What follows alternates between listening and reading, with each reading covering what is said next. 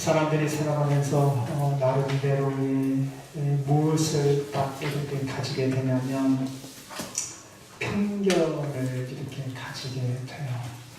이 편견을 가지게 되는데 이 편견은 어떻게 해서 이 편견이 딱 이렇게 우리의 마음속에 자리를 잡게 되냐면 내가 가지고 있는 어떤 지식이나 내가 경험했던 것들 여러 가지의 것들을 통해서 여러 가지 견해를 통해서 이렇게 판단하는 기준을 이렇게 가지게 되죠.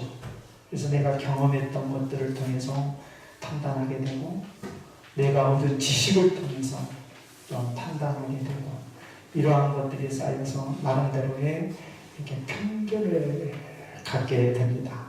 그래서 또 어떤 사람들을 보면 어떤 편견을 갖냐면 어릴 적에 나름대로 기억이 좋지 않는 사람들 있잖아요. 그것이 또 마음속에 자리를 잡고 있어서 그것이 세상을 보는 편견의 시야를 갖게 되고 또 자라오면서 상처를 받는 사람들 또 나름대로의 누군가와 이렇게 사람과 사귐을 통하여서 그 사람에게 받은 상처로부터의 편견 여러 가지 나름대로의 편견을 갖게 되는데요. 사람들이 이러한 편견을 가지면 결국 그 편견 때문에 어떠한 일들이 있게 되냐면 누구를 만나더라도 그 사람에 대한 진솔함이나 진실함을 볼 수가 없습니다. 왜냐하면 언제나 사람을 대할 때 내가 내 자신이 가지고 있는 편견을 가지고 상대를 대하기 때문이죠. 그래서 우리가 내가 가지고 있는 그 편견이 깨뜨려지지 않는 이상은 항상 자신이 가지고 있는 그 카테고리 안에서의 어떤 잣대를 들이대고 그리고 그 사람을 판단하고 그 사람을 이렇게 정죄하려고 합니다. 그대로 우리가 요한복음 7장 37절로 44절 말씀을 보면 예수님께서 누구든지 목마르거든 내게 와서 마셔라. 나를 믿는 자는 성경의 이름과 같이 그 배에서 생수의 강이 흘러나오리라. 이렇게 말씀하셨죠. 그랬을 때 예수님의 가르침을 들었던 사람들 중에 어떤 사람들은 참으로 예수님을 향하여서 선지자다. 또 어떤 사람들은 그리스도다. 또 어떤 사람들은 어떻게 메시아가 그리스도가 갈릴리에서 나올 수 있겠느냐 이렇게 쟁론이 벌어진 거죠. 이렇게 쟁론이 벌어졌을 때 그 쟁론이 벌어지고 있음에도 불구하고 예수님을 잡고자 갔던 성전 경비대원들조차도 예수님에게 손을 대지 못하고 즉 다시 말하면 예수님을 잡지 못하고 빈손으로 돌아오는 그런 모습을 보입니다. 그래서 오늘 본문 45절 말씀을 보시면 아랫사람들이 대제사장들과 바리새인들에게로 오니 그들이 묻되 어찌하여 잡아오지 아니하였느냐. 여기서 아랫사람이라 하면 성전 경비대원들이라고 했습니다. 그러니까 이 바리새인들과 또 대제사장들이 결국 성전을 지키고 있는 경비대원들을 누구에게 파송했어요? 예수님에게 파송한 거죠. 뭐 하려고요? 예수님을 잡아오게 하기 위해서. 그런데 이 성전 경비대원들이 파송을 받아서 예수님을 잡으려고 했는데 예수님의 가르침을 들었을 때에 결코 예수님을 잡을 수가 없었던 거예요. 그 이유는 뭐냐면 한마디로 말해서 첫째는 뭐예요? 하나님께서 정하신 때가 아니었다는 것과 또 둘째는 오늘 여기 말씀해 보면 46절에서 말씀하고 있는데 아직까지 예수님의 가르침보다 더한 예수님의 가르침보다 더한 사람은 없었던 것 같습니다. 라는 이런 이 말씀. 그러니까 어떤 면에서 보면 이 성전 경비대원들이 예수님을 잡으러 갔다가 예수님의 가르침을 듣고 어떤 상황이 되었냐면 감동을 받아버린 거예요.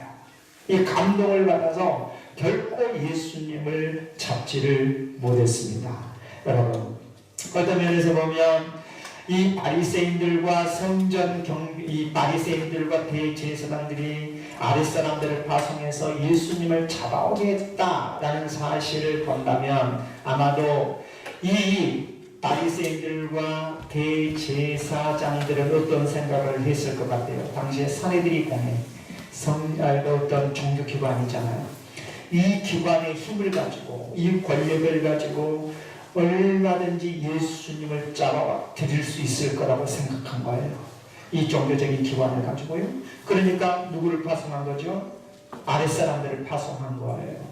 근데 막상 이 아랫사람, 즉 다시 말하면 성전경비대원들이 바리새인과 대제사장들로부터 파송을 받았어요. 파송을 받았다는 것은 그 종교기관의 권세를 위임받은 거예요. 이 권세를 위임받아서 결국 어떻게 하냐면 예수님을 잡아오려고 한 거죠. 그런데 막상 예수님을 잡으러 갔지만 예수님을 잡지 못한 거예요.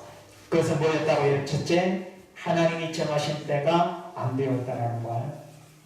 그러면 하나님께서 정하신 때가 안 되었다라고 말하는 것은 무엇을 이야기하냐면 그것은 결코 하나님이 정하신 때를 어떤 권세나 능력으로 조정할 수 없다는 거예요.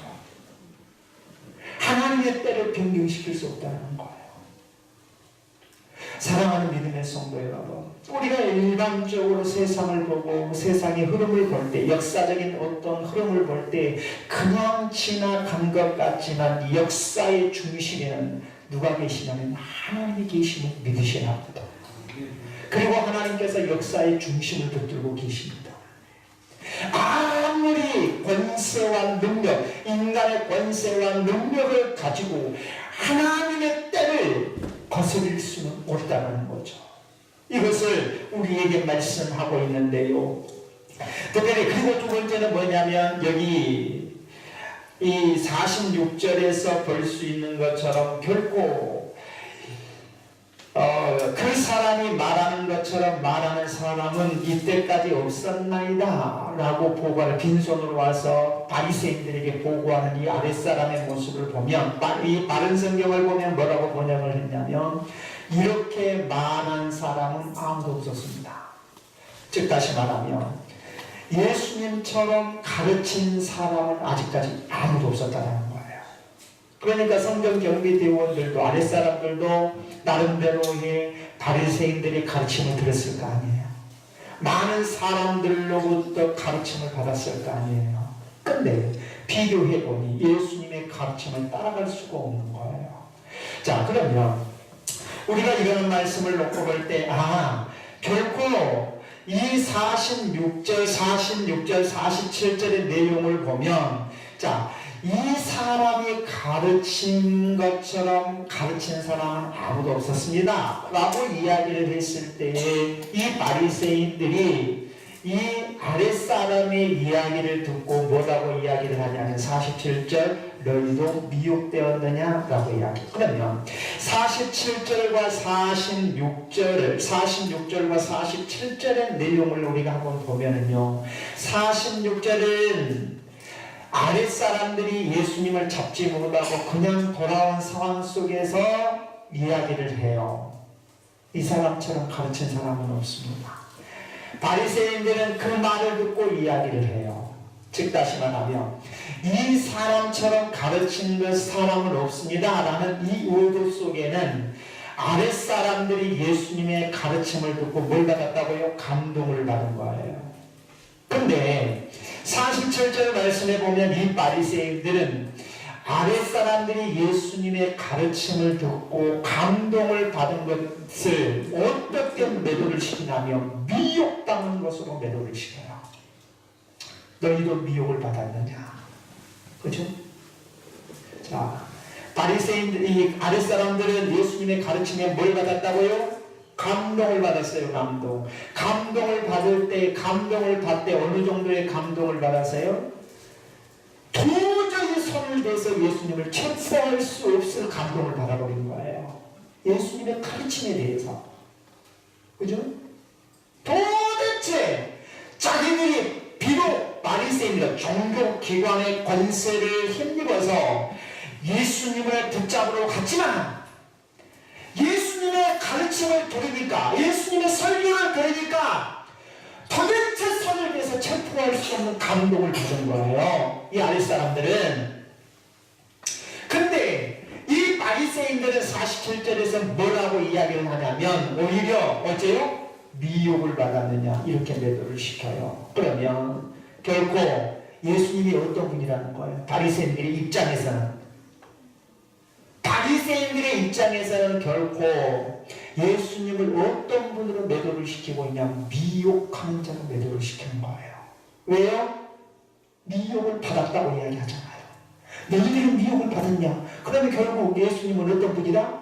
미혹한 자가 아니겠느냐? 이렇게 이야기를 하는 거예요. 왜 그런 것 같아요? 사랑하는 믿음의 성도 여러분, 왜 바리새인들이 감동을 받아가지고 도대체 예수님을 체포할 수 없었던 그 아랫사람들의 말을 듣고 너희도 미혹을 받았느냐? 즉 다시 말하면 예수님을 향하여서 미혹한 자가 아니냐라고 이게 뭡니까? 매도할 수 있는 것, 매도해버리는 것. 왜 바리새인들이 이렇게 하는가에 대해서 그것은요, 첫째, 제가 봤을 때는 우리가 이 말씀을 묵상하면서 깨달아진 것이 뭐냐면, 첫째가 중요한 것이 뭐냐면 부지예요. 부지. 영적 부지. 영적 부지. 이 영적 부지고, 두 번째가 있다면 뭐냐면, 이 바리새인들은 모든 것들을 누구의 가치로 봐요? 자신의 가치로 보는 거예요. 자신의 가치. 자신의 가치로 봐서 자신의 가치에 틀리니까 매도시켜버리는 거예요. 자신의 생각이 틀리니 틀리다는 거예요. 이게 편견이라는 거죠.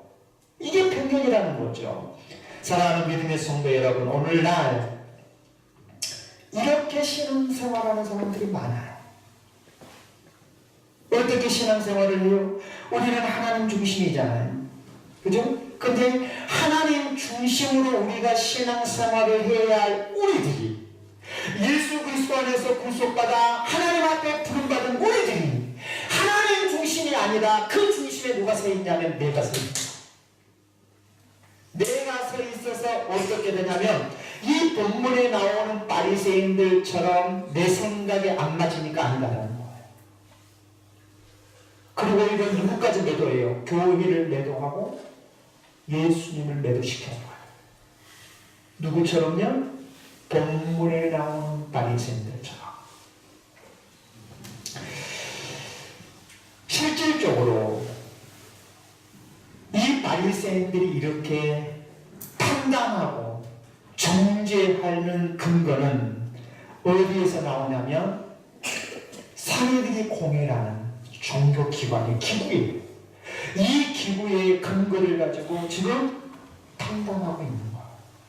사랑하는 믿음의 성도 여러분, 실질적으로 저와 여러분들이 신앙생활을 함에 있어서 우리의 신앙을 판단할 수 있는 최고의 기관은 어디에 있습니까? 저와 여러분들이 신앙생활 하잖아요. 지금 예수 그리스도를 믿고 우리가 신앙생활을 하는데 예수 그리스도를 믿는 우리의 신앙생활을 판단할 수 있는 최고의 것이 뭐예요? 누군가요? 교회인가요? 교회가 우리의 신앙을 판단할 수 있나요? 아니죠. 그렇다면 정말 우리가 어떤 교회의 어떤 지도층이 우리의 신앙을 판단할 수 있나요? 교회의 어떤 지도층이 아니죠.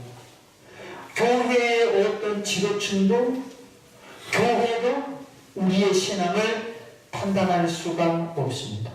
그러면 우리의 신앙을 유일하게 최종적으로 판단할 수 있는 권위는 어디에 있느냐? 하나님의 말씀입니다. 하나님의 말씀이 우리의 신앙의 최종적인 권위를 가지고 판단할 수 있는 거예요.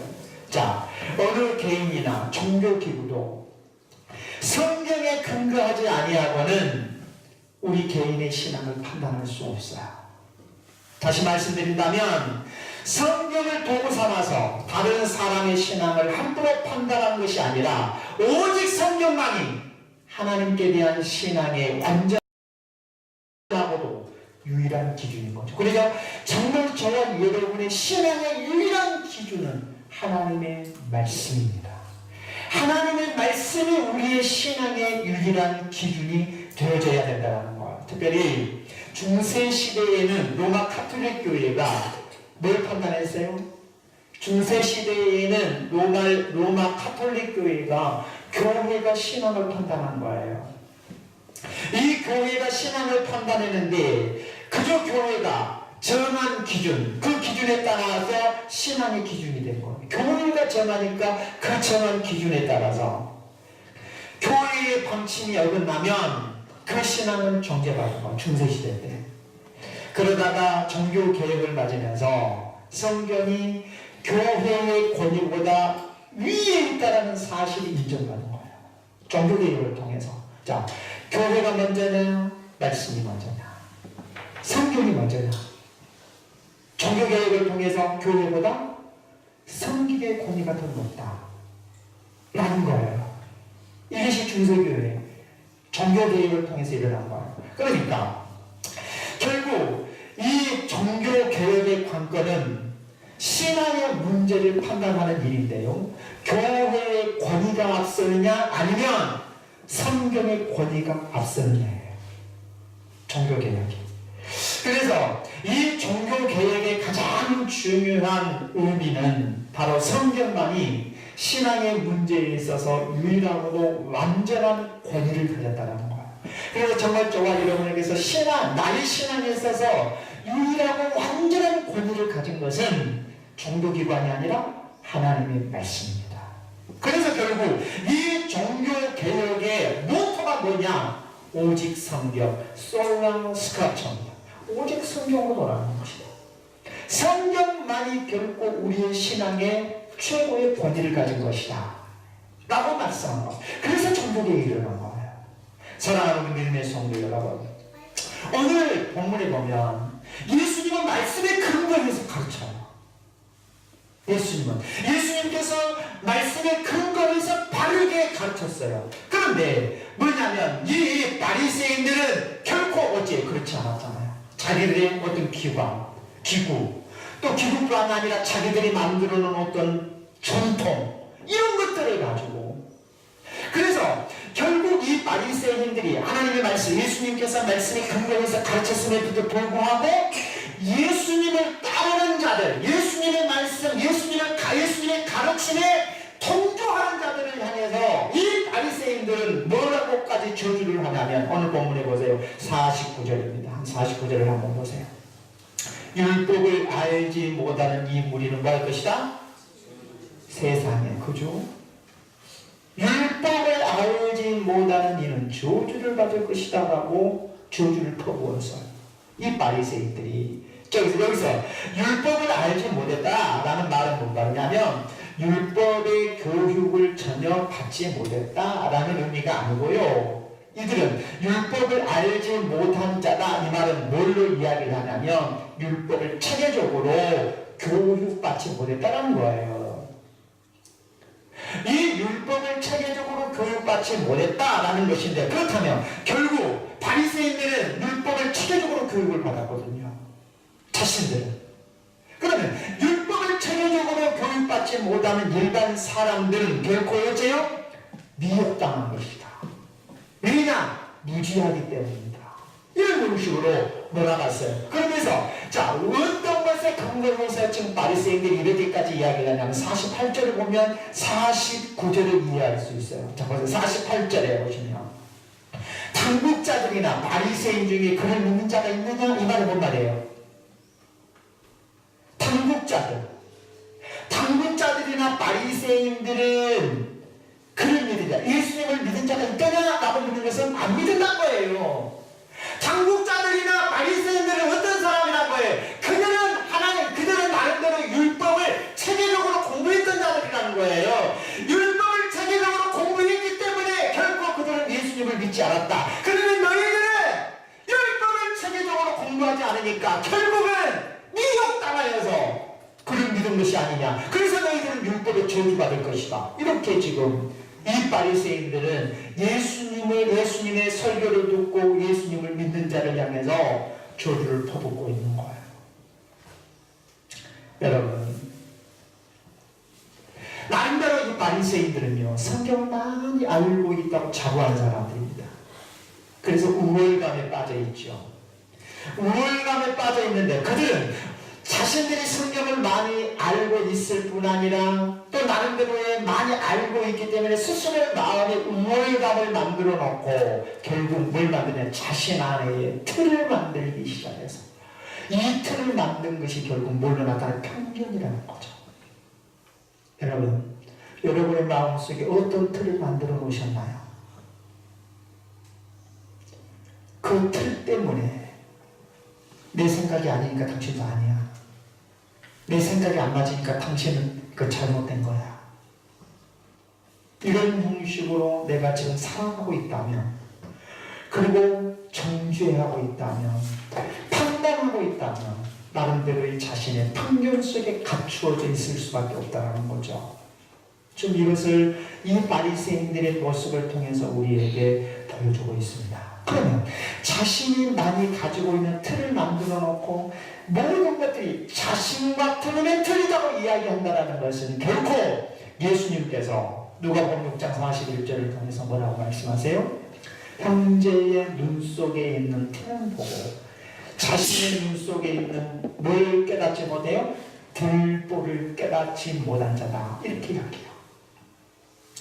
정녕 깨달아야 할 것은 내 눈 속에 있는 들보를 깨달아야 할 터인데 내 눈 속에 있는 들보는 깨닫지 보지도 못하면서 남의 눈 속에 있는 틀만 지적하는 이러한 자다 라고 말씀하고 있는 거예요. 여러분, 오늘날 그리스도인들 가운데요, 왜 은혜를 받지 못한 줄 아세요? 오늘날 그리스도인들 가운데 다는 아니지만 은혜를 받지 못한 것은요, 자기 자존심을 내려놓지 않기 때문에 그래요. 자기 자존심을 내려놓지 않아요. 이 자기 자존심을 내려놓지 못하면 우리는 은혜를 받을 수 없습니다. 자기 자존심을 내려놔야 한다는 것은 자신만의 틀을 깨셔야 합니다. 그죠? 자신의 틀을 깨지 않고는 안 된다 이 말입니다. 이 바리새인들은 나름대로의 얼마나 우월감에 빠져 있어서 자신들 마음속에 성을 쌓되 무슨 성을 쌓냐면 무너져야 할 여리고성을 쌓고 있는 거예요. 그 여리고성과 같은 마음의 아집과 고집, 이것은 하나의 허황된 자존심입니다. 사랑하는 믿음의 성도 여러분, 정말로 우리가 살아가는 삶 속에 이 바리새인들의 모습을 보면서 무너뜨려야 될 것이 뭔가? 내 안에 나름대로의 고집을 쌓아놓은 고집의 아성들이 쌓여 있습니다. 고집의 여리고성이 쌓여 있습니다. 정말 무너뜨려야 될 것이 뭐냐? 내 속에 있는 고집의 이 아성, 여리고성을 무너뜨리셔야 합니다. 왜 이스라엘 백성들이 출애굽에서 가나안 땅에 가는 과정 속에서 여리고와의 싸움을 해야 돼요? 그 길이 가나안 땅으로 가는 길목에 있기 때문에 거치지 않고는 안 될 길목이에요. 그렇기 때문에 여리고성과의 싸움이 일어나요. 우리가 예수 그리스도를 믿고 하나님 나라를 향해 가는 성도들이 아닙니까? 순례자들이 아닙니까? 그러면 예수 그리스도 안에서 구속과 구속함을 받고 하나님 나라를 향해 나아가는 우리가 결코 무너뜨려야 할 난이 뭡니까? 우리 안에 성, 아집의 성, 견고한 성, 무너뜨려야 할 성이 있다면 편견의 성을 무너뜨리셔야 합니다. 이걸 무너뜨리지 아니하고는 안 된다는 말입니다. 사랑하는 믿음의 성도 여러분, 우리가 어떤 면에서 가지고 있는 모든 것들, 내가 생각하는 어떤 틀 안의 기준, 또 어떤 나름대로의 어떤 편견, 이것은요 한계가 있어요. 이 한계가 있는데, 이 내 생각이나 내 고집, 내 나름대로의 모든 것은 한계가 있는데, 이것은 결코 뭐냐면 내 생각에 갇혀서 그 한계의 테두리 안에 있으면 결국 어떤 상태가 되냐면 우리의 생각은 집착하기 시작해요. 왜 집착을 하냐? 대부분 사람들이 집착한다 그러죠. 왜 집착한 줄 아세요? 사람들이 참 저 사람이 왜 이렇게 집착이 강할까? 참 저 사람은 집착이 너무 강해, 집착한 것 같아, 이런 이야기를 많이 하잖아요. 근데 그 내면에는 집착할 수밖에 없는 이유가 마음이 좁아요. 그 좁은 테두리 안에서 생각하고 마음 먹고 행동하니까 집착이 있거든요. 그래서 뭐냐, 이 마음의 좁은 마음을 넓히셔야 합니다. 깨뜨리셔야 합니다. 그렇지 않고는 안 되는 거죠. 결국 우리가 생각이 좁으면 집착해. 오늘 이 바리새인들의 모습을 보세요. 나름대로는 우월감에 빠졌고 성경을 많이 아는 사람들이라고 이야기하지만 이들은요, 그 테두리 안에서 좁아요. 그러니까 자기들의 생각과 안 맞으니까 예수님을 어떻게 몰아가요? 오늘 본문에 보면 미혹한 자로 몰아가잖아요. 그리고 예수님을 따르는 자를 향해서 뭐요? 저주를 퍼붓잖아요. 뭘 빙자해서요? 율법을 빙자해서. 율법을 빙자해서 예수님을 따르는 자들을 뭐라고 이야기를 하냐면 결국 저주하고 있어요. 특별히 오늘 여기 율법을 알지 못하는 자로 저주한다. 이 저주했을 때 결국 거기에서 누가 딱 나서요? 오늘 본문에 보면 니고데모가 나서죠. 니고데모.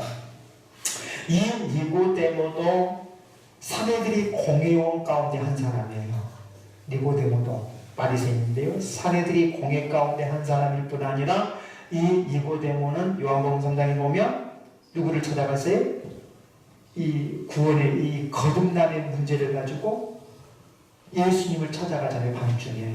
그러니까 전에 예수님을 찾아갔던 이 니고데모가 나섭니다. 이 니고데모가 나서서 그들에게 말합니다. 그들은 누구겠어요? 바리새인들, 스스로 옳았다고 이야기하는 사람들.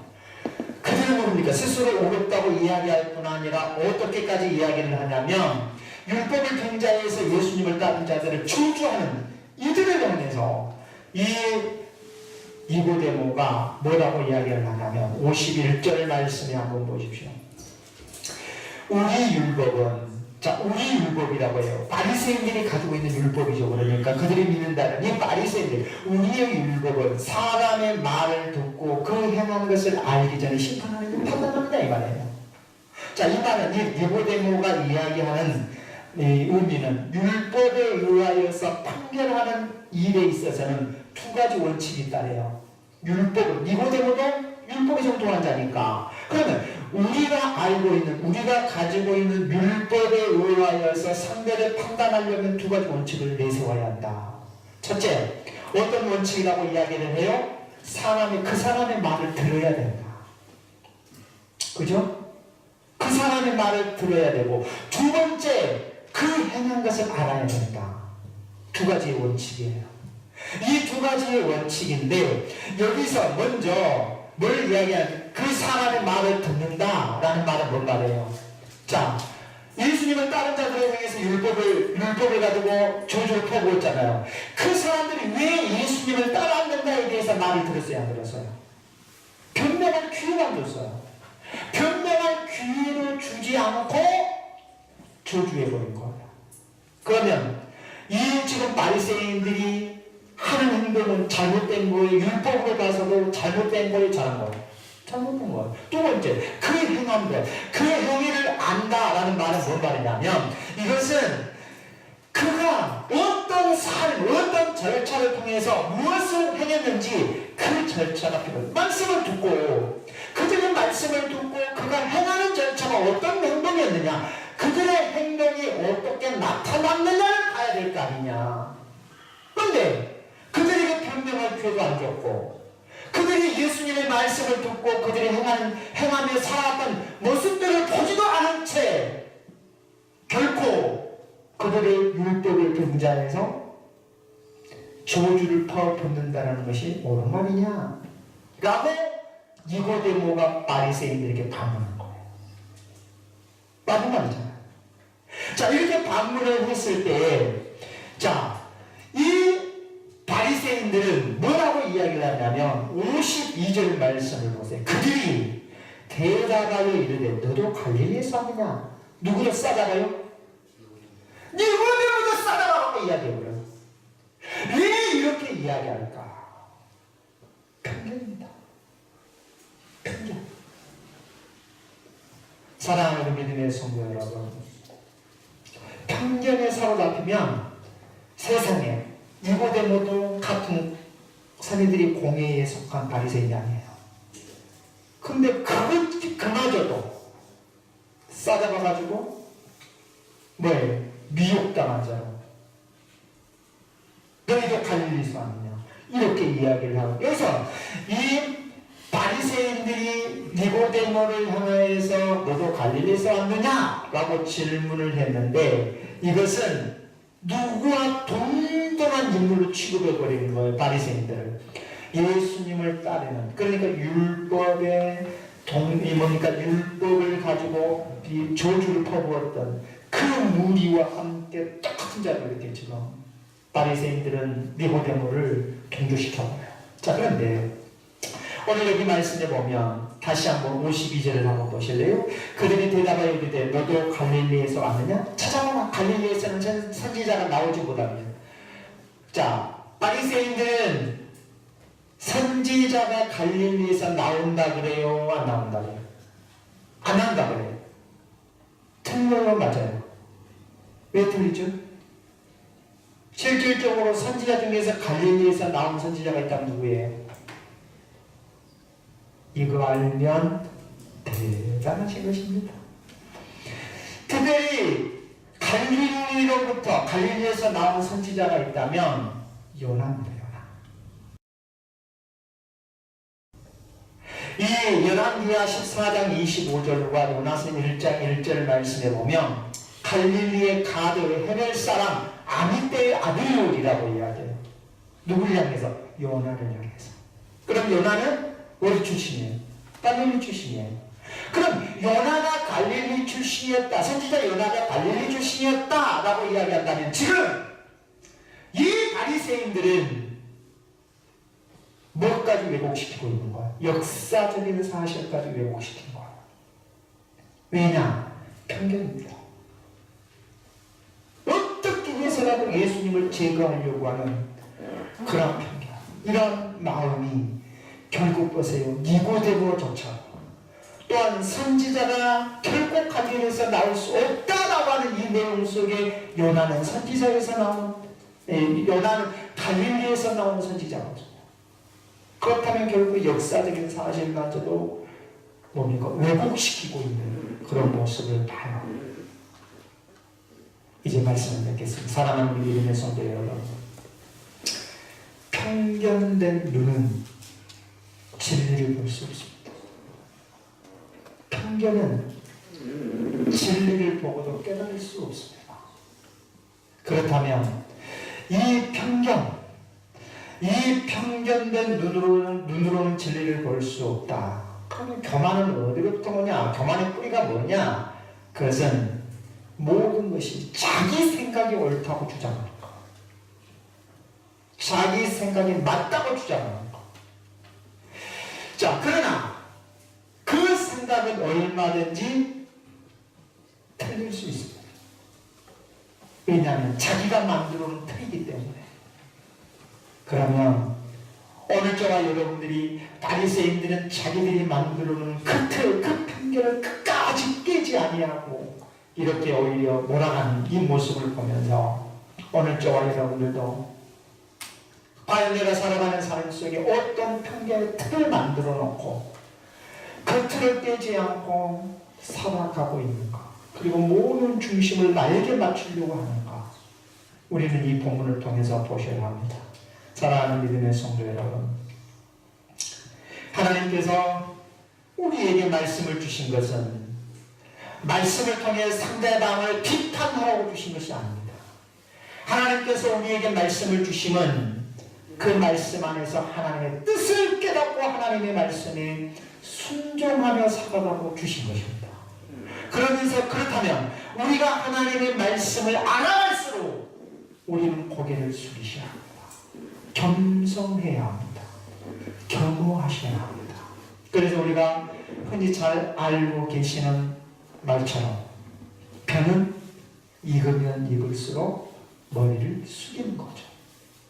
사랑하는 믿음의 성도 여러분, 저와 여러분의 삶을 통해서 어떻게 하는 것이 하나님의 말씀을 빛나게 하는 것일까? 어떻게 하는 것이 하나님의 말씀을 빛나게 하지 못하고 가리는 것일까? 하나님의 말씀을 빛나지 못하게 하고 가리는 것은, 그것은 결코 뭐냐면 자신의 편견을 가지고 하나님의 말씀대로 살지 않으려고 하는 것이 하나님의 말씀의 빛을 가리워버리는 죄악 속에 살아가는 것입니다. 그러나 하나님의 빛을 드러내는 것, 그것은 하나님의 말씀을 듣고 그 말씀대로 살아갈 때에 하나님의 빛이 드러나게 될 줄 믿으시기를 바랍니다. 사랑하는 믿음의 성도 여러분, 이제 내 마음을 한번 돌아보십시오. 벌써 10월 셋째 주입니다. 내 마음에 어떤 틀을 만들어 놓았는가? 그리고 그 틀 안에서만 있으려고 하는가? 그 틀을 벗어나지 않으려고 하는가? 내가 가지고 있는 그 틀로만 해석하려고 하는가? 우리는 한번 생각해 보셔야 합니다. 결코 내가 가지고 있는 그 편견의 틀을 깨지 아니하고는 우리는 진리를 진리로 주의 주 되심을 볼 수가 없습니다. 그러므로 오늘 저와 여러분들이 하나님 앞에 예배드리면서 주여, 내가 가지고 있는 편견을 깨고 내 눈을 열어 주의 기이한 일을 보게 하옵소서. 믿음으로 주의 기이한 일을 보게 하시되 내 틀 안에서 보는 것이 아니라 하나님의 말씀 안에서 주의 기이한 일을 믿음으로 보며 그 말씀에 순종함으로 내 삶을 통하여 하나님의 빛이 나타나게 하옵소서. 이렇게 살아갈 수 있는 저와 여러분들이 되시기를 주님의 이름으로 축원합니다.